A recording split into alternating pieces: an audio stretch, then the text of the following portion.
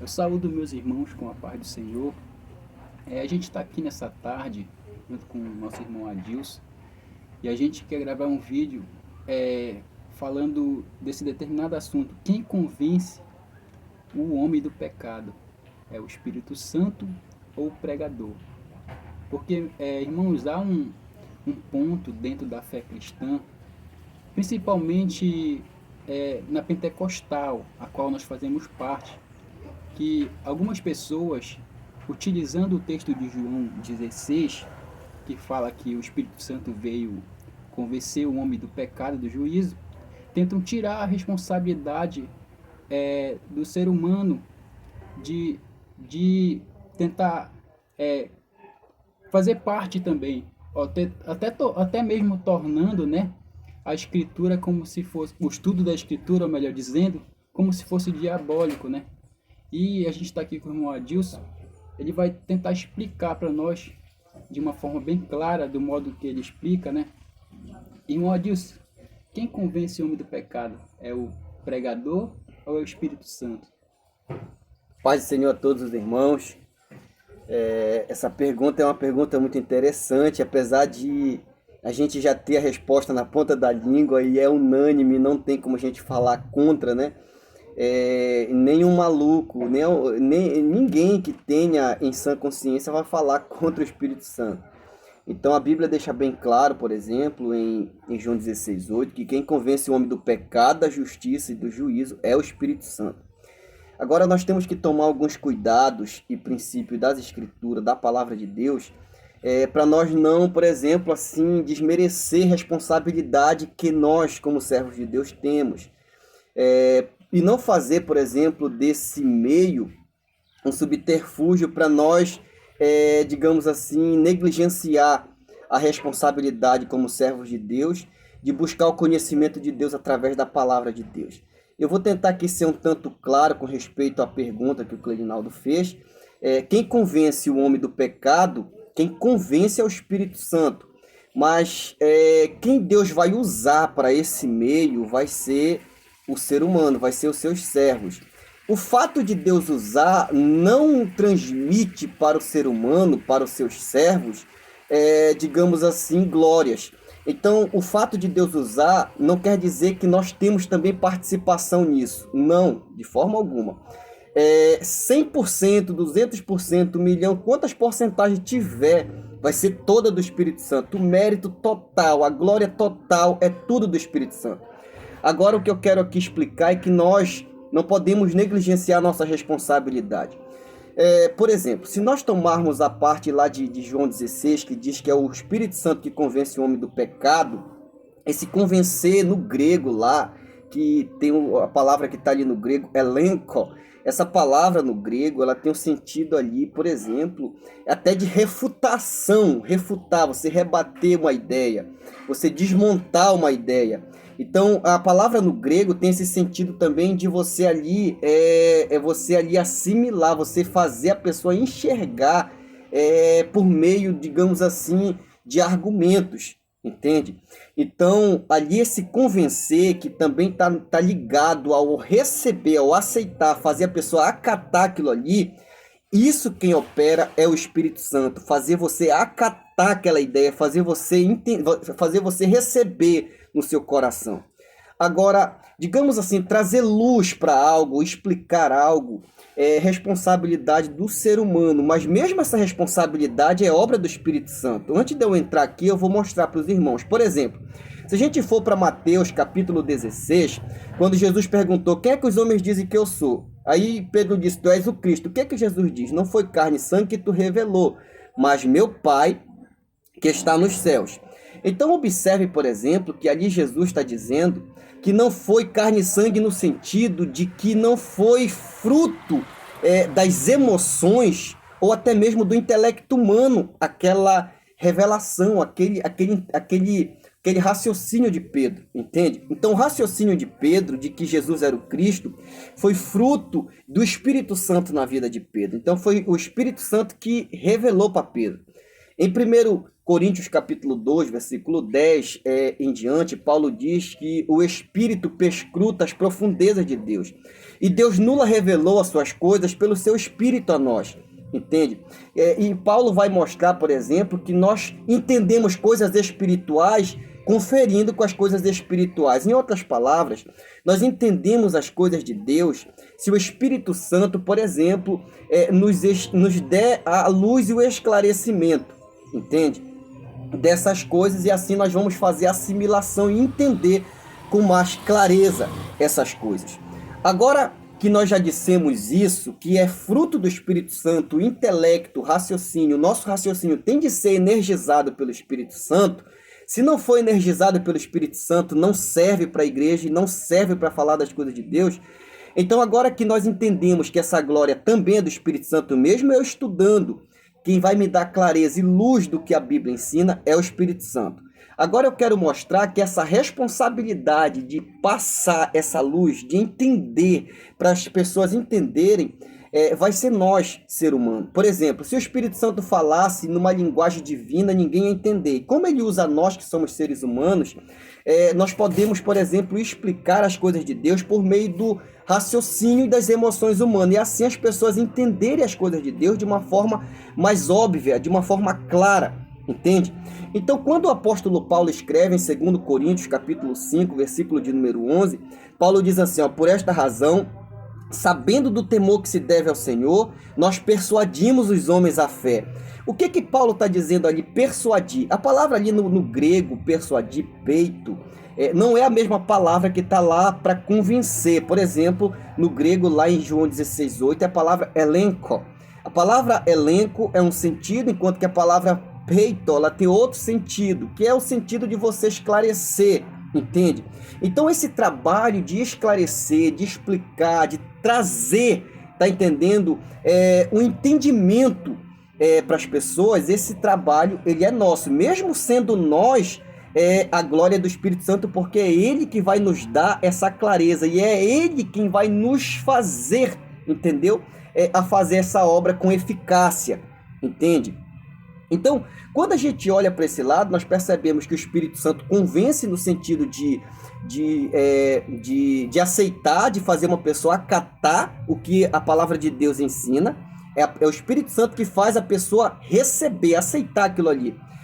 E o sentido de esclarecer esse trabalho é do ser humano. É por isso que Paulo escreve, por exemplo, lá no capítulo de número 10 de Romanos, Paulo diz, como é que os homens vão ouvir se não tem quem pregue? Então quem é que Deus enviou para pregar? Foi os seus servos. Por isso que lá em Marcos 16:15 ele diz, ide por todo mundo, pregai o evangelho a toda criatura. Então nós temos uma responsabilidade. E dentro desta responsabilidade que nós temos de pregar, de anunciar a palavra de Deus na unção do Espírito Santo, e sendo um mérito total do Espírito Santo, porque Paulo escreveu lá em 1 Coríntios 9:16, dizendo assim, ai de mim se não evangelizar, e se eu prego, por exemplo, a palavra, eu não tenho de que me gloriar, entende?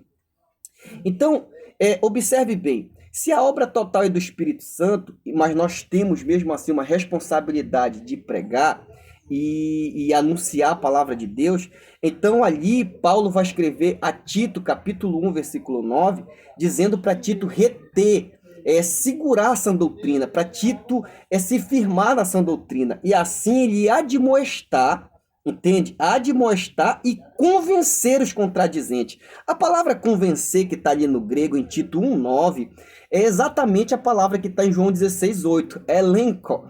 E essa palavra que está ali no grego é a mesma que está em Tito 1, versículo 9. E veja que ali, essa palavra está ligada à responsabilidade humana também. E dentro dessa responsabilidade humana, o ser humano, o servo de Deus, tem de se preparar, o servo de Deus tem que buscar. É por isso que o apóstolo Paulo escreve a Timóteo, em 2 Timóteo 2,15, dizendo, procura apresentar-te a Deus, obreiro aprovado, que maneja bem a palavra da verdade e não tem do que se envergonhar. A palavra procura ali, se você pegar dentro do contexto gramatical grego, você vai ver que ela está trazendo a responsabilidade para o servo de Deus e não para Deus. Esse procura é eu procurar. Não é Deus, por exemplo, que vai, digamos assim, esclarecer de uma hora para outra sem que eu leia a palavra de Deus. Não, ele vai esclarecer a minha mente quando eu examinar as escrituras, então ele vai me dando entendimento. E quando ele diz para procurar se apresentar como obreiro aprovado, ele diz assim, ó, que maneja bem a palavra da verdade. Então, como é que eu vou manejar a palavra da verdade, que é a Bíblia, se eu não examinar ela, se eu não estudá-la, se eu não procurar, por exemplo, me dedicar nisso aqui? É por isso que Paulo escreve em Romanos 12:7, dizendo, por exemplo, que quem quer ensinar se dedique no ensino das Escrituras.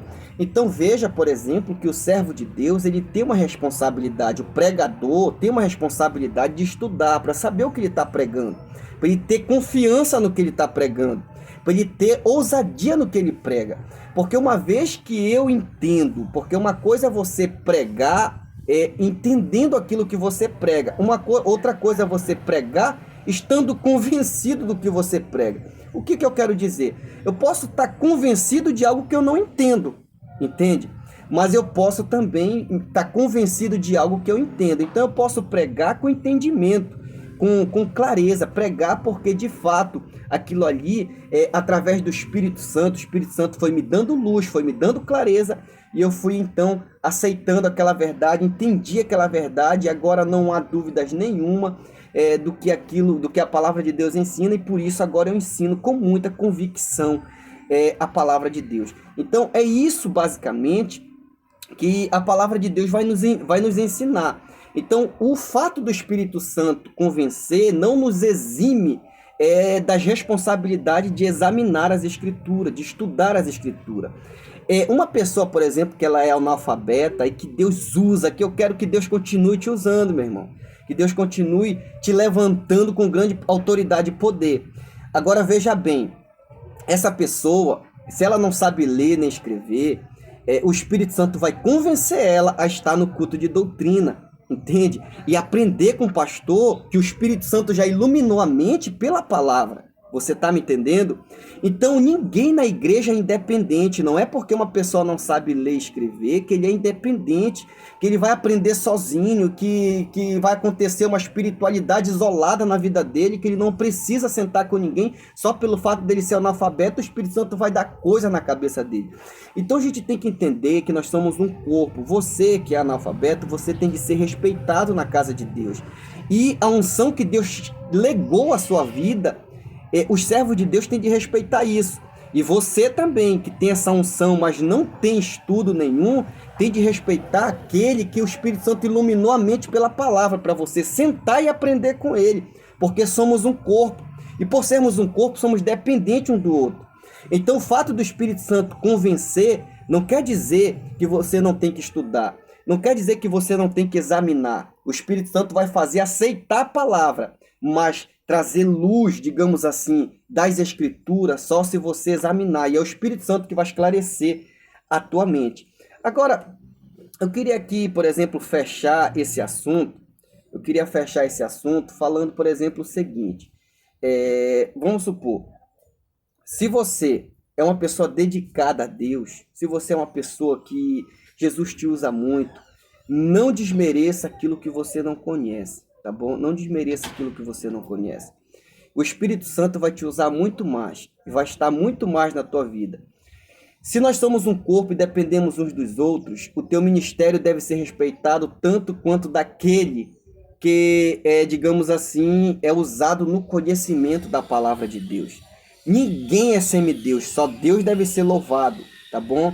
Então tem gente que louva a ignorância e tem outros que louvam o conhecimento. Eu vou aqui citar um ponto para os irmãos.